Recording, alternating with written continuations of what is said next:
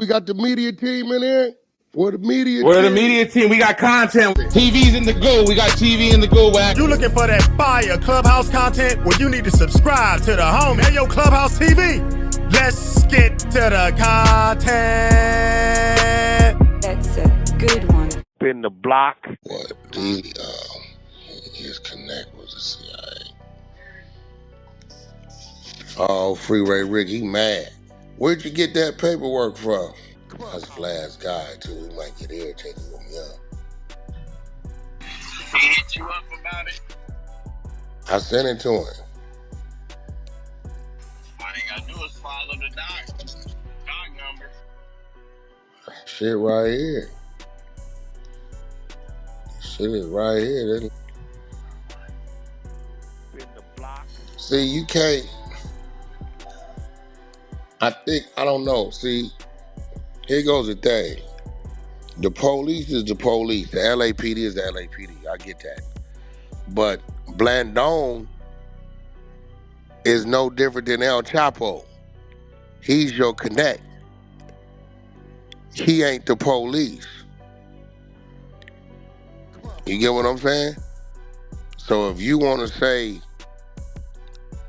well, Blandon was getting his dope from the CIA, listen, you told on the police, the LAPD. We see that.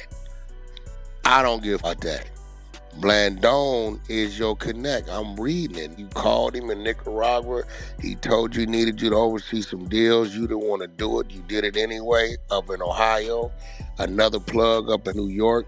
You flew down there to see it in Miami. So what the talk? This is after you done got out the first time.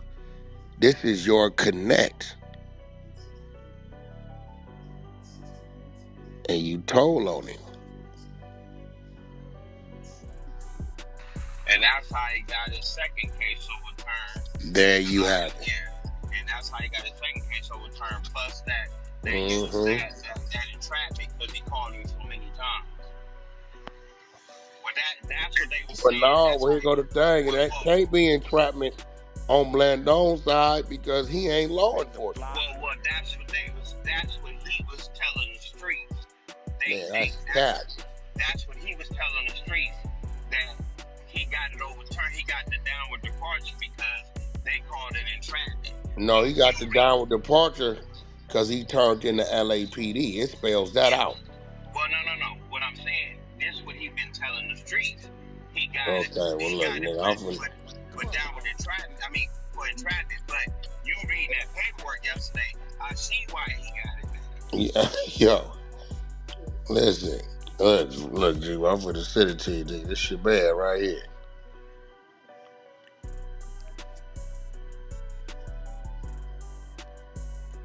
Okay.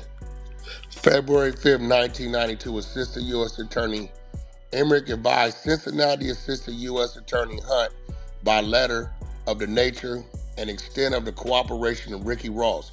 Emmerich stated that Ross had fully complied with the plea agreement and that his cooperation was more than satisfactory. It was complete, candid, and forthright. Emmerich stated Ross' trial testimony was quite long. He was on the stand for 3 to 4 days. He was cross-examined in excruciating details about all imaginable subjects. They include who his cocaine sources were, who was part of his narcotics organization. This ain't the police, bro. And what properties he purchased with narcotics proceeds and may still retain. Ross answered those questions without hesitation, and in my opinion, did so honestly and candidly. On February 7, 1992, Assistant U.S. Attorney Hunt filed a motion for downward departure on Ross's sentences in Cincinnati, attaching the letter of Assistant U.S. Attorney Emmerich. On March 25, 1992, the court reduced Ross' sentence to 51 months to be followed by 3 years supervised release, right? Ross told to OIG that working in Ohio was very different from Los Angeles because although Blandon was still supplying cocaine at low prices, retail prices were much higher. Ross therefore made a huge profit on every sale. After Blandon moved to Miami, Ross dealt primarily with Blandon's partner in Los Angeles, Jose, but Ross said he would involve Blandon in negotiations from time to time, and Ross went to Miami a few times to get drugs from Blandone. According to Ross, Blandone also introduced Ross to a supplier in New York and met with Ross and the supplier there on Ross' first trip to New York to pick up drugs. Ross stated that on this occasion, he picked up the drugs in New York and either gave the money to the supplier in New York or sent the money to Blandone in Miami. Ross also stated that Blandone continued to supply Ross' friends in Los Angeles. Hey, bro, that's a nigga. That ain't the police. Oh, I understand because the one-liners, oh, they let me off for entrapment. I know for a fact that they want every detail. No one-liners when it comes to the feds. Yeah, You know what I'm saying? I we already know about other people that worked in his organization. Okay, so that means G Wayne, and we was part of this shit. He told on us too. Oh yeah, I know. I don't know why the nigga came to me, bro. I tried to be cool with the nigga. Look, bro, I told him, I ain't looked into you, bro. Well, I mean, shit. If Yeah. you want me to look into you, See, I never really looked into them. I just seen a couple of interviews, and then I walk in yards, so it's always been out there. I just ain't never been that interested into it. You know what I'm saying? To look into it, but it's always been out there. yeah, I told him, said, look, bro, I've always defended the police shit. I ain't really tripped that, but you want me to look into you? Shit, I said that shit. And it's always been the second case that's always been suspect. Yeah, we don't look. Listen. The LAPD spells out what he did with them. That's cool. It's Ohio shit, New York shit, and you telling them everybody that worked up under you? Nah. Sorry. Don't work like that. He need to get back on that FaceTime and clear that up. Yeah, that's a fact. Mr. Vlad. What is a downward departure? What does that mean? That's when, okay, you got mandatory minimums, right? When it comes to crack laws and things like that, that's like you got a mandatory minimum. They got guidelines, right? So they put you in the system. You got guidelines. You get caught with a minimum amount. Say my minimum amount was 120 months, 10 years, right? The only way I can get up under that 120 months is if I give the government information, and then I can get a downward departure to get me up under that 120 months. There is also a way, if I've never been in trouble again, not even a parking ticket, that will get me eligible for a downward departure. Those are only two ways to get up under that mandatory minimum, and the prosecutor won't fight it. But usually, most of the time, you have to give the prosecutor some information for them to put in and get you a downward departure. That makes sense? Yeah, I get it. Clubhouse TV.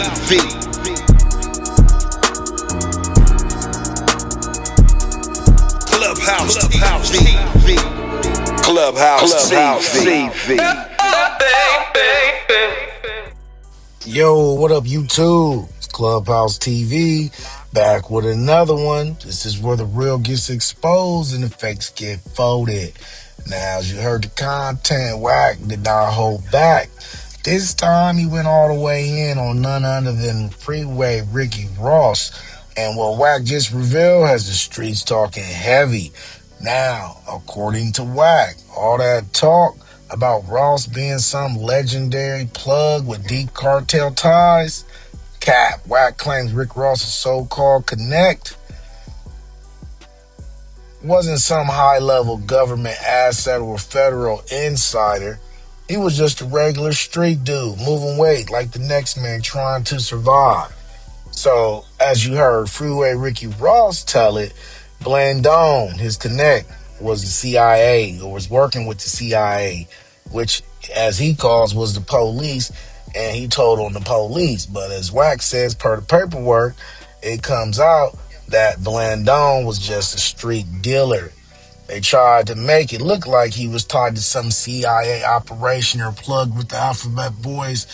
Nah, that man was getting work from a dude out the hood, not the Pentagon. And Wack didn't stop there. He questioned the entire legend surrounding Rick Ross. He basically said if your connect wasn't law enforcement or government tied, how did your whole empire crumble so fast?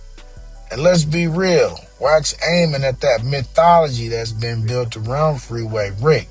Documentaries, interviews, books, all painting this picture of Ross as a pawn in the Fed's chess game. But Wack is calling that narrative out, saying it's a distraction from the real truth. Now, his first case, he definitely told on LAPD, told on the police. That's cool. But the second case in Ohio, that's when he allegedly told on Blandone, who was his connect, and not working with the CIA or the police. Now, Rick Ross wasn't chosen by the government. He was just another dude who got caught. Let's not forget, this ain't just Wack being petty. This is him exposing how street legends can be romanticized and how the truth gets twisted when platforms start feeding off hype instead of facts. So what do y'all think? Is Wack just stirring the pot? Or did he just crush Freeway Ricky Ross's whole narrative that's been sold to the people for years?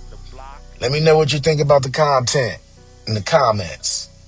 Don't forget to like, share, comment, and subscribe.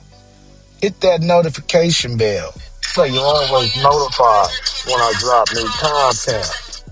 Subscribe to the media team so you get that exclusive Wack 100 content. Any questions, suggestions, need me to advertise for you on my channel with over 43,000 subscribers, just get at me on IG and I'll get right back to you. As always, I certainly appreciate y'all checking out Clubhouse TV. Off to the next one. Peace.